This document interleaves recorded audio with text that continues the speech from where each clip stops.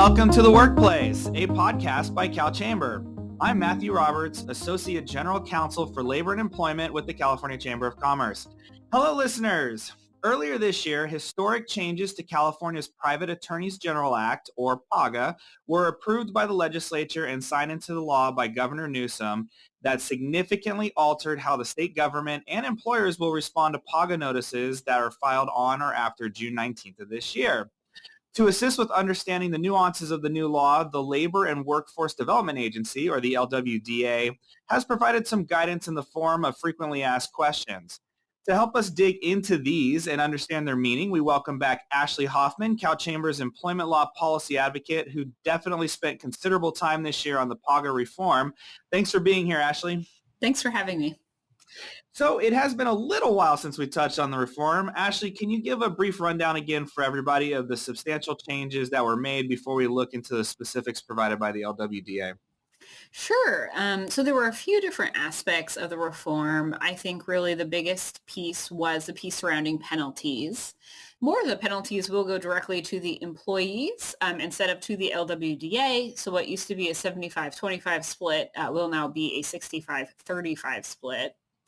And then the big news for employers is that they have a firm opportunity in the statute now to significantly reduce exposure. Really, the goal here was to incentivize, compliance with the labor code. So a company that can show that it took all reasonable steps to be in compliance, the absolute maximum penalty would be 15% of the applicable penalty. And then even if, maybe they can't show that they took all reasonable steps prior to receiving the lawsuit, if they can show that they took reasonable steps promptly after receiving it, they could have that reduced to a maximum of 30%. Finally, there is more cure opportunity, right? So within PAGA, there was really a very, very limited ability to cure. Even for wage statements, you could only cure a couple of things. And this makes it so they can cure really any aspect of a wage statement and a number of other common claims, as well as some fixes to standing and some opportunities as well for an early evaluation conference or a conference directly through the agency, depending on the size of the employer. Right. And, before we kind of move on to the LWDA, one thing you said made me kind of want to highlight, the purpose of PAGA is really civil penalties, right? Outside of the underlying maybe unpaid wages or premium penalties for rest and meal break or the other kinds of labor code violations that we talk about. But the importance of this really rests in how much it was costing businesses to defend these lawsuits, right, Ashley? Yeah, exactly. So, because of the steep penalties in PAGA, right, the settlement demands really ballooned out of control, especially if you also had former workers. You could pair that with some of the penalties also in the labor code. So now, right, again, we're trying to reward those good actors. And so even if at the end of the day, maybe there is a small violation, it's demonstrating to the court, right, that you took these steps. And while courts have always had really the discretion to reduce penalties, this is, I think, giving even some more firmness to that, to making sure that, again, we're capping those penalties at 15% and 30%. Great. So let's prepare employers first for what they'll be looking at if someone wants to initiate a PAGA action against them. And the LWDA did a pretty good job of explaining kind of what this process looks like. So Ashley, can you distill this down for employers as what they might expect if they're the unfortunate recipient of one of these notices? Yeah, so if you are, about to be hit with a PAGA lawsuit, you will first receive a notice. So the statute explicitly says the plaintiff must file a notice with LWDA that must be then served on the employer by certified mail. So technically speaking, the LWDA then has a period of time to determine if they are going to investigate the claim. But the truth of the matter is that so many of these get filed, right, by plaintiffs' attorneys, and the LWDA obviously is limited on resources. Typically, that period of time passes at 65 days, and then at that point, if you don't hear back from the LWDA or they affirmatively say they're not going to investigate, then the plaintiff can proceed filing their lawsuit. Sometimes we would see this, like maybe they'd file a class action. Then you also get the PAGA notice, and 65 days later, right, they're going to go in there, amend their complaint, and add in PAGA. If the LWDA does investigate, then they will provide notice to the employer, and they have 120 days to do that investigation. Great. So then it's in these notices that kind of trigger action for us as employers, because you were talking about reasonable steps even after we get a notice with this. So if an employer gets one of these notices via mail and discovers, by reading the notice and looking at their practices that they've committed a violation. What does that cure process look like, or what are the first steps an employer should really take? Yeah, so I'd say, if you get one of these notices, I think the first step, right, look at your records. If it's allegations surrounding, for example, a meal period where you have clear records, right, you're going to absolutely want to make sure you're looking at those and auditing them, which we hope you're doing all along. But want to make sure you're looking at your practices and what's happening, your policies as well. And then under the statute, you kind of have a couple of different avenues. One is maybe not, especially if there's some things that are up in the air, you don't have clear records, you're kind of determining, do I want to take steps to make sure I'm prospectively in compliance, right? And that's still going to get you to the absolute maximum of the 30%. Is it something that looks curable, right? Is there a clear error? Have you accidentally miscalculated the regular rate of pay? Then you're going to want to look at the statute. If you're a smaller employer, you have the opportunity to effectively notify the LWDA you want to cure. And if necessary, they can hold a conference process. Really, the goal then is to get the parties in a room, right, and have the agency help facilitate what does a cure look like, especially, again, in situations where maybe it's not a clear dollar amount or there's a little bit of debate on the facts. Or if you're a larger employer, and say the case has been filed, you also have opportunity for a conference. At that point, you can say if you do want to cure something, maybe if some of it's not curable or if there's, a dispute, right, about the allegations, then you can have the neutral evaluator look at the merits of the case as well. Again, really the goal is quicker resolution, trying to get the parties in a room together as soon as possible. And then if you're looking to cure a wage statement, there is a process there where you have 33 days to cure. And we also provide a couple more opportunities about how to cure wage statement violations.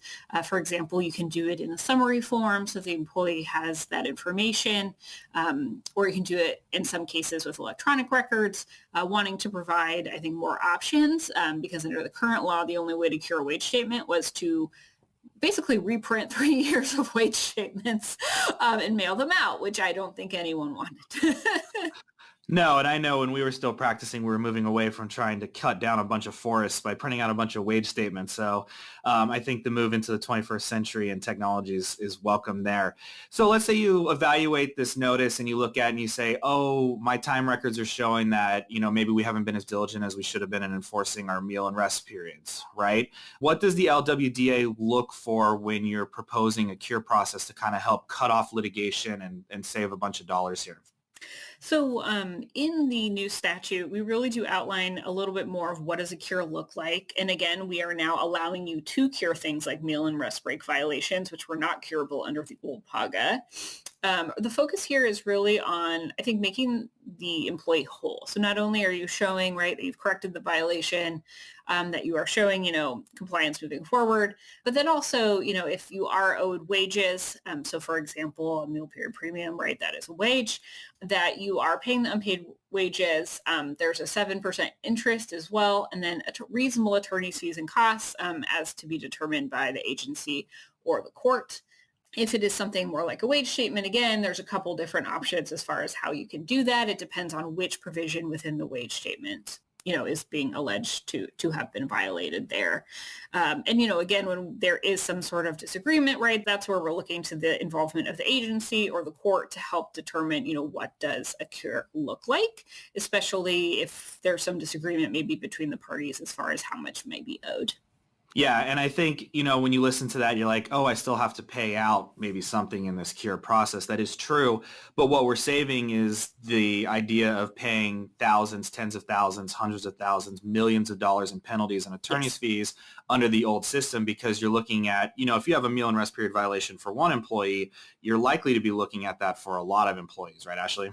Yeah, exactly. And so I think the goal here was, making employees whole, but also rewarding those good actors, especially when some of this is coming about maybe by an error, to your point, one supervisor not enforcing breaks, or things of that nature, especially when we're talking about meal and rest breaks. I mean, sometimes people forget to clock out. Sometimes, people get caught up in a conversation and they don't realize, and all of a sudden you're 2 minutes late, you're in violation of California law.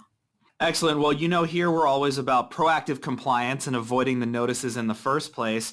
So employers that maybe haven't gotten a notice or they're anxious about preventing these notices, since PAGA still is, a claim you don't want to face at the end of the day, what do you recommend that employers do now, especially more than ever with the PAGA reform, before receiving such a notice?